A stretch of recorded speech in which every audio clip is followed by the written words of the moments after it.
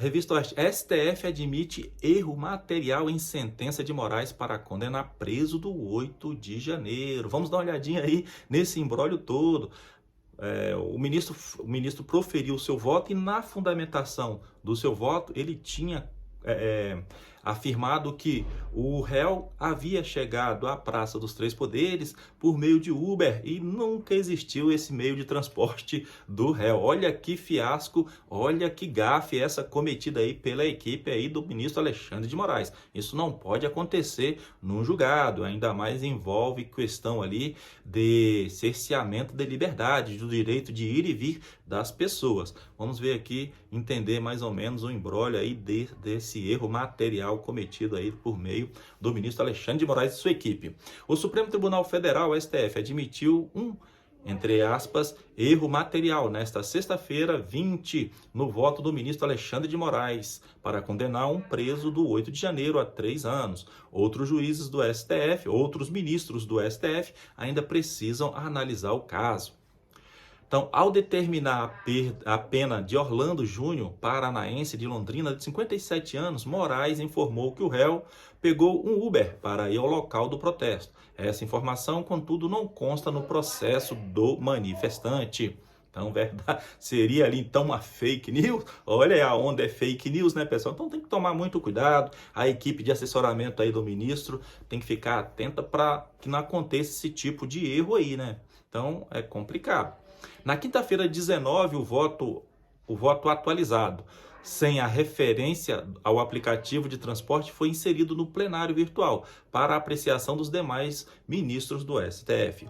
Nesse ambiente, sem transmissões da TV Justiça, os ministros apenas inserem seus votos. Então é o plenário virtual aí. O plenário virtual segue em pleno vapor, né? Assim fica muito fácil. Então eu sou contra o uso em demasia do plenário virtual. Ele foi instituído no auge da pandemia da Covid-19, no ano de 2020, e virou moda, né? Agora os ministros só querem participar das sessões virtualmente por meio do plenário virtual. Não, isso aí é um absurdo. O Supremo Tribunal Federal deve sim realizar suas sessões presenciais para garantir a ampla defesa e o contraditório, e com isso ali botando a salvo o devido processo legal, porque todo réu tem direito de estar cara a cara com o seu acusador, que nesse caso é a Procuradoria-Geral da República, e também com seu julgador. Isso aí são premissas basilares do devido processo legal. Sem essas premissas, fica eivado de vício todo e qualquer julgado que desrespeite esses princípios basilares do nosso ordenamento jurídico brasileiro. O governo Lula coloca sob sigilo voos da FAB para ministro do STF. Ora, essa é a prática aí corruptiva desse governo PT. Ele sempre usa desse modus operandi, né? Isso sim também é uma forma de corromper agentes públicos, porque dando todo esse suporte aí, toda essa benesse para ministros do Supremo Tribunal Federal, que lá, por si só, já tem a maior bancada do PT, que 7 dos 11 ministros são indicados do Partido dos Trabalhadores, das gestões aí anteriores do próprio Lula, da Dilma e agora do Lula também. Então não podemos aceitar esse tipo de manobra, porque fere de morte o princípio da transparência. Porque, na verdade, pessoal, quem é que banca todo esse deslocamento aí pelos aviões da Força Aérea Brasileira somos nós, contribuintes, porque nós vivemos na democracia, onde quem mantém esse império democrático é o povo, o verdadeiro detentor do poder numa república. É o povo, está esculpido lá na nossa Carta Magna. Então não podemos discutir quanto a isso. Cabe a nós apenas seguirmos e respeitarmos os preceitos constitucionais. Vamos à matéria aqui, vamos dar uma olhadinha, ver se entender um pouquinho desse imbróglio aí que o governo do PT está buscando corromper aí, ministro tentando blindar botar em sigilo os voos que eles usam no avião da FAB. Com a justificativa de manter a segurança de, entre aspas, altas autoridades, o governo do presidente Luiz Inácio Lula da Silva colocou sob sigilo as informações sobre voos com jatinhos da Força Aérea Brasileira, FAB, solicitados pelo Ministério da Justiça a ministros do STF. A informação foi publicada pela Gazeta do Povo. Ora, já que o intuito é botar institui uma segurança aí para os deslocamentos dos ministros, essa informação ela pode ser divulgada a posteriori.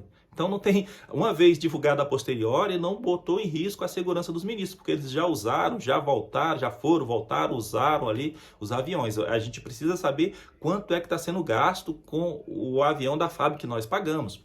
Segundo o jornal, que obteve dados parciais por meio da Lei de Acesso à Informação, já foram realizadas 54 viagens, sendo 40 com apenas um passageiro. Olha aí, deslocar um avião desse da FAB para levar apenas um passageiro é um desperdício muito grande de dinheiro público. Então, inclusive, a revista até já apelidou aí de o Uber aéreo, entre aspas, né?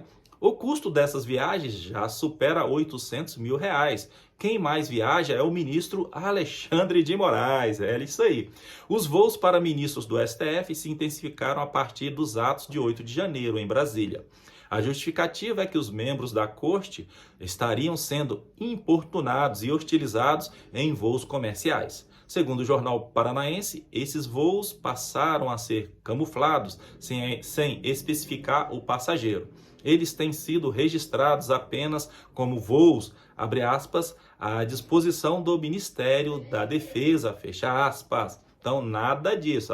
O princípio da transparência é um dos grandes princípios da administração pública. Ele está lá, presente lá na nossa Constituição Federal, também na doutrina do direito administrativo. O princípio da transparência tem que sim ser respeitado, porque não há democracia sem transparência. Porque se não respeitarem o princípio da transparência, vão nadar de braçada. Ainda mais um governo como esse aí, um desgoverno desse do PT, que é mestre em corrupção, mestre em participar de esquema de desvio de dinheiro público. A história recente está aí para nos mostrar. Não sou eu que estou inventando nada. Só dá um Google aí, qualquer um que der um Google vai ter acesso aos vários escândalos de corrupção envolvido por meio do Partido dos Trabalhadores, né? Então não podemos dar mole mesmo.